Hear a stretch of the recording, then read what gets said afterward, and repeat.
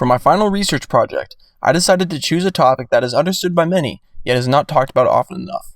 I want to determine whether or not social media platforms exacerbate ideological and political division among the people who use it. Platforms like Twitter, Facebook, and YouTube are seen as the modern-day public square, where users go to discuss any and all topics. However, social media platforms, like those previously mentioned, are increasingly acting as a divisive force that is exacerbating tensions across ideological groups and radicalizing those that cannot see past much of what appears on their home feed. Specifically, I argue this enhanced tension is the result of news organizations that are struggling to adapt to the age of information, who no longer profit from printed newspapers and are forced to resort to bias or outright lies in their provision of current events to generate ad revenue.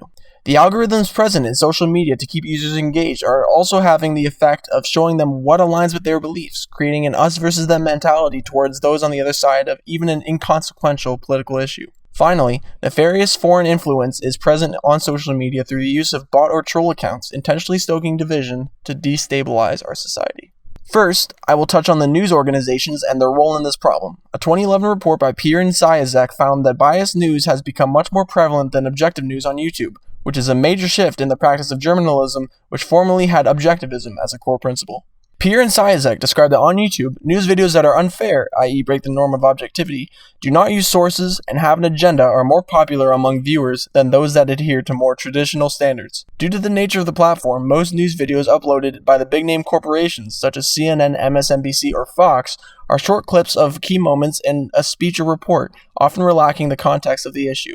There are countless methods that can be used to skew news events to conform to a narrative, whatever it may be. Callis et al. 2014 studied the public perceptions of bias in news sources, and their findings illustrate a substantial potential for future partisan polarization of this issue as it develops. The short clip format allows them to extract as much ad revenue from their content as possible, as ads are shown on each new video that is watched. Moving on, in an effort to maintain the attention of users on social media platforms, they employ extremely complicated algorithms to keep the user on the site as long as possible to generate ad revenue. The Center for Humane Technology was founded by people like Tristan Harris, a former Google and Apple software engineer, Justin Rosenstein, the creator of the Facebook like button, Chris Hughes, a co-founder of Facebook, and many others who were either involved in the creating of these systems used by the platforms or scholars who have extensively studied them. Their report gives insight as to what exactly is going on behind the scenes and how the predatory nature of these algorithms exploits key brain functions to retain attention. Trivial becomes urgent, fear and anxiety are weaponized, and confirmation bias is rampant.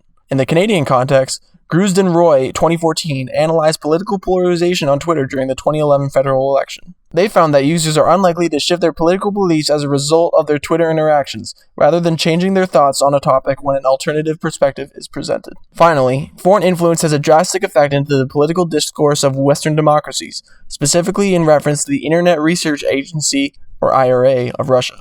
The 2016 U.S. presidential election had substantial foreign influence over the political discourse, with focus on Russia being one of the main perpetrators. One of the key goals of the agency is to heavily influence the political sphere through bot and troll accounts to serve the interests of the Kremlin, who had a preference between Clinton and Trump. Linville et al. 2019 analyzed the tactics used by Russia and found that in the run-up to the 2016 U.S. presidential election, the IRA worked to spread distrust in institutions and extremist viewpoints, but did so in a manner that, on balance, favored Donald Trump. Dawson and Innes 2019 also described the various methods used to build the agency's disinformation campaign, from including buying followers or mass following users to generate followbacks to appear legitimate. They then begin narrative switching, where the initial mundane tweets to build the persona of the fake account then switch abruptly to overtly political posts to sow confusion. Unlike classic propaganda, the design is not intended to seduce people to invest in a particular truth, but rather to render them in a state of profound and radical doubt about what to believe, a state of epistemic anarchy. Overall, it is clear that there are multiple influences on social media users that lead them down a path of extreme consumption of political topics, driving the ideological division we see today. In a time where access to almost any sort of information is as easy as tapping a few buttons on a glass screen, users need to be increasingly aware of the content they consume. We are in very strange times, but we cannot lose sight of what brings us together and spurs our growth as a society. We cannot sacrifice our mental health for the little doses of dopamine we get from the social media platforms. Solving this problem on a wide scale will take a lot of work, but an effective first step in accomplishing this is to simply turn off the screen.